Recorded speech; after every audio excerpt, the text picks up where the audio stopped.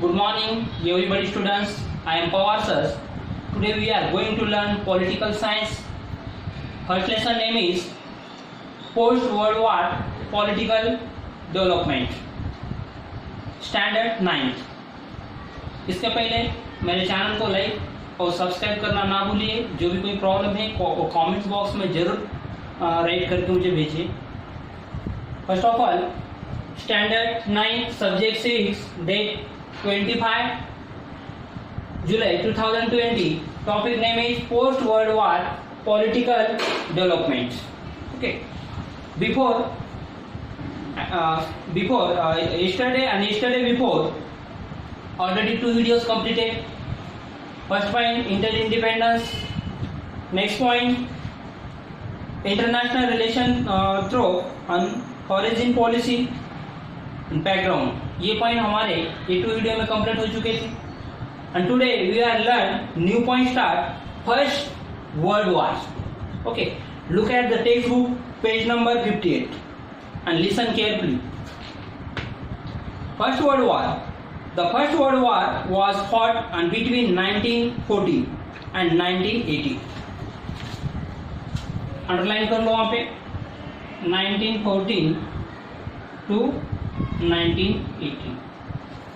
कितने ईयर चला फिर फर्स्ट वर्ल्ड वॉर? 1942 1980, मतलब 4 ईयर तक. 4 ईयर तक ये फर्स्ट वॉर चल रहा था वर्ल्ड में. And major countries of Europe and took part in the Europe and had a very central place in the international or global system at that time. The war caused and tremendous means नुकसान, बहुत नुकसान हुआ था. ट्रेमेंडस loss, बहुत नुकसान हुआ था. Of life and property, पूरे प्रॉपर्टी का भी नुकसान हुआ था. ये जो फर्स्ट वर्ल्ड वॉर हुआ था, इस फर्स्ट वर्ल्ड वॉर में जो यूरोपियन कंट्री थे, यूरोपियन कंट्री देखो एक मैप है पेज नंबर 59 पर. देखो एक मैप दिए वाला है आपको. यहाँ पर कंटिनेंट है. How many continent? ज्योग्राफी का पार्ट है वो. How many continents?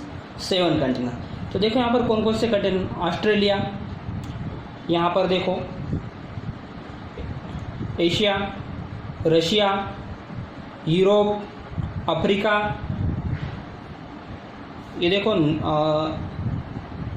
ये नॉर्थ अमेरिका, साउथ अमेरिका, और यहाँ पर है यूरोप के कंट्री. यहाँ पर ब्रिटेन, जर्मनी, फ्रांस.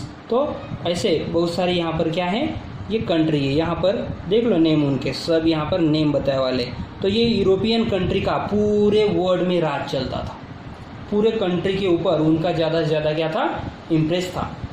जैसे कि इंडिया में ब्रिटिश का रूल चलता था, ऑस्ट्रेलिया में, इधर अफ्रीका में फ्रांस का, जर्मनी का, इनका हुक्म चलता था. तो ये यूरोपियन जो कंट्री, ये पूरे वर्ल्ड के कैसे है, सेंट्रल में. यहाँ पर मार्केट भी अवेलेबल अच्छे से था. इसलिए ये इन कंट्रियों ने पूरे वर्ल्ड के ऊपर ज़्यादा से ज़्यादा राज किया था. जैसे कि इंडिया के ऊपर 150 ईयर के अबो भी उन्होंने वहाँ पर राज किया था, इंडिया में पर भी. तो ये यूरोपियन कंट्री थे. तो वो इसमें बता रहा हूँ कि ये यूरोपियन कंट्री ने तो इस फर्स्ट वर्ल्ड वॉर में बहुत सारा नुकसान भी झेलना पड़ा था. The countries we join the war suffer and tremendous economic loss. और ये कंट्री का जो ज्वाइन वॉर हुआ था, इससे भी कंट्री का, ये जितने भी कंट्री थे उन सब कंट्री का बहुत ही ट्रेमेंडस इकोनॉमिक लॉस हुआ था. And even the countries and which did not join the war and were the impacted by the war. और जो भी कंट्री ने इसमें पार्टिसिपेट नहीं हुई थी, जो भी कंट्री इसमें पार्टिसिपेट नहीं हुई थी इस वॉर में, उनका भी नुकसान हुआ था. वो कैसे देखो, इंडिया के ऊपर किसका हुकूमत चलता था, ब्रिटेन का. तो ब्रिटेन का इंडिया के ऊपर हुकूमत चलता था, मतलब फर्स्ट वर्ल्ड वॉर में वो पार्टिसिपेट था और हुकूमत इंडिया के ऊपर था.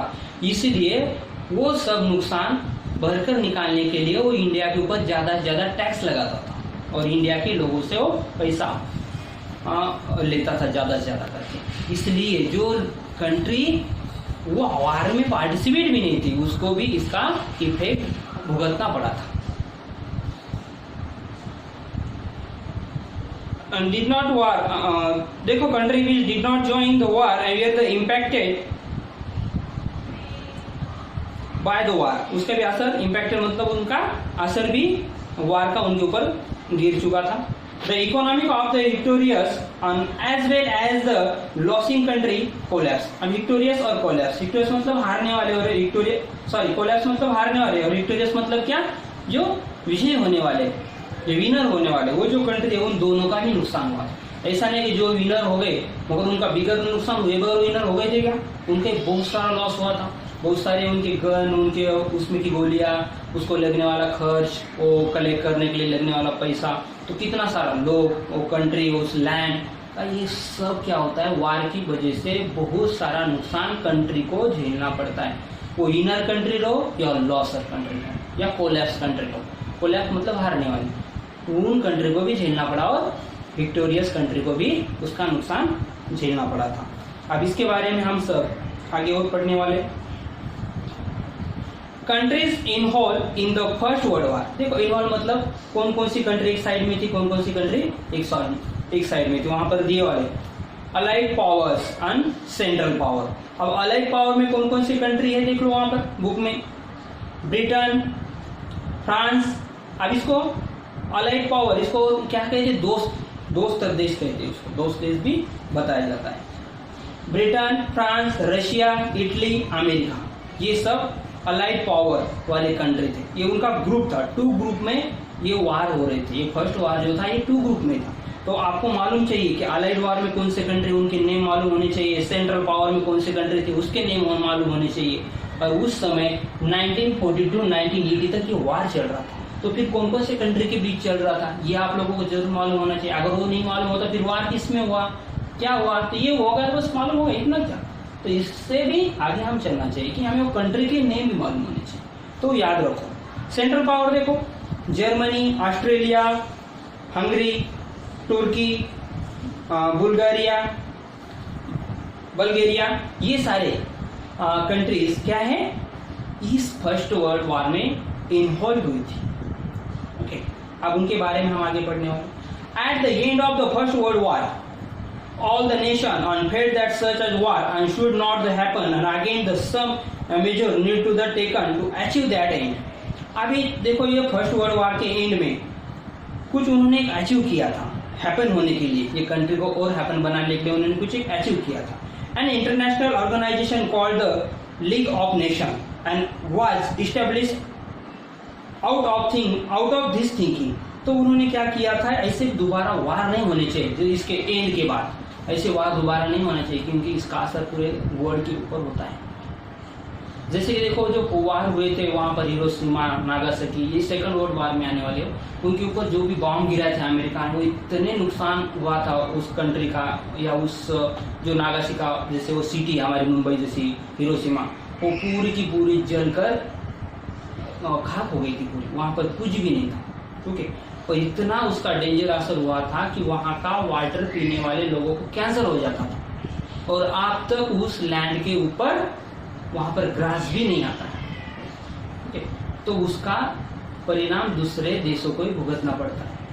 तो इसलिए वैसे वार दोबारा नहीं होनी चाहिए, इसलिए यहाँ पर एक international organisation called the League of Nation की इस्टेब्लिश हुई थी, दोबारा ऐसा वार नहीं होना चाहिए करके.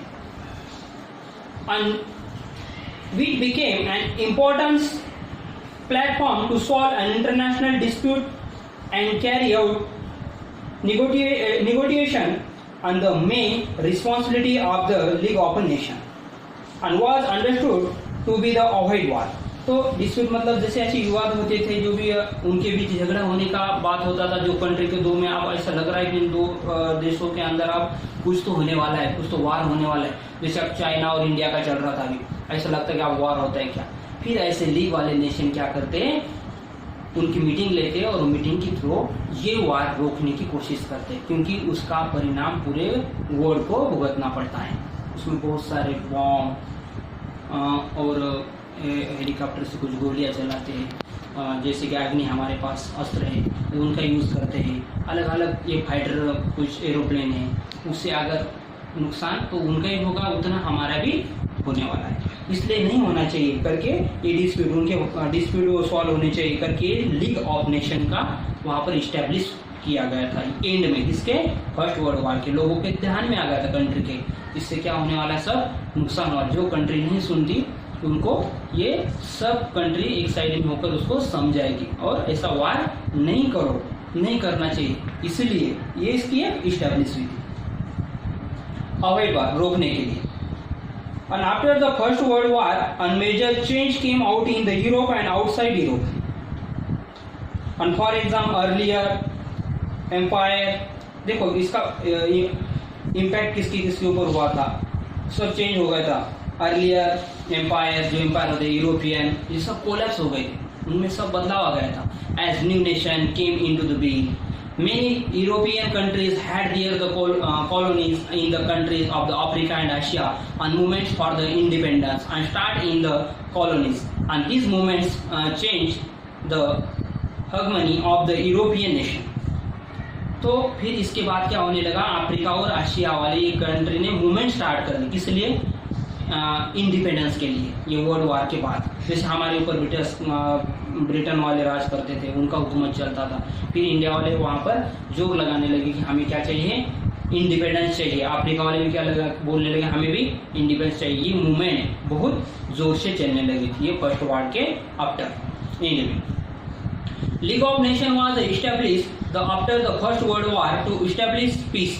देखो अब लीग ऑफ नेशन ने एक एस्टैब्लिश किया था फर्स्ट वर्ल्ड वार के एंड में, क्योंकि ये एस्टैब्लिश क्या था, पीस मतलब शांति स्थापित होनी चाहिए, पूरे कंट्री में शांति से रहना चाहिए, क्योंकि दोबारा ऐसे वार नहीं होने चाहिए। But it did not the success at preventing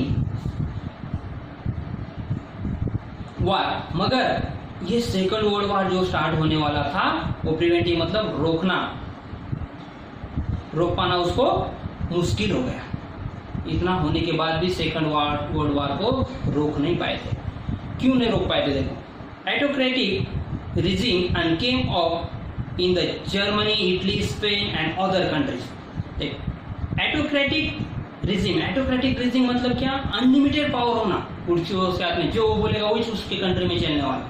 वहाँ पर डेमोक्रेसी नहीं होती थी, हुकुमशाही चलती थी, वहाँ पर लोकशाही नहीं चलती थी, हुकुमशाही के हिसाब से वो लोग चलते थे।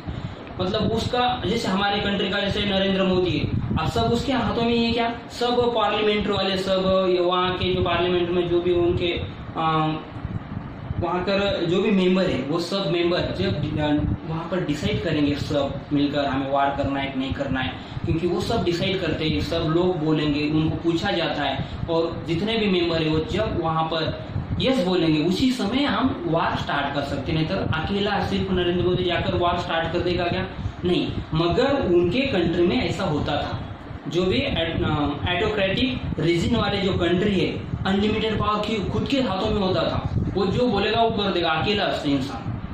तो इसकी वजह से ये ज्यादा चांसेस होते थे वार होने की, इसलिए ज्यादा से ज्यादा ये वार होते थे। और वो कंट्री कौन कौन सी थी, इटली, जर्मनी, स्पेन और अदर कंट्री, ऐसे बहुत सारी ये कंट्री थी, उनके खुद के हाथों में पूरा पावर था। All the development culminated in the second world war, और ऐसी इसकी तरफ ये डेवलपमेंट की तरफ जाने लगे, सेकंड वर्ल्ड वार की तरफ ये लोग जाने लगे। Okay, do you understand?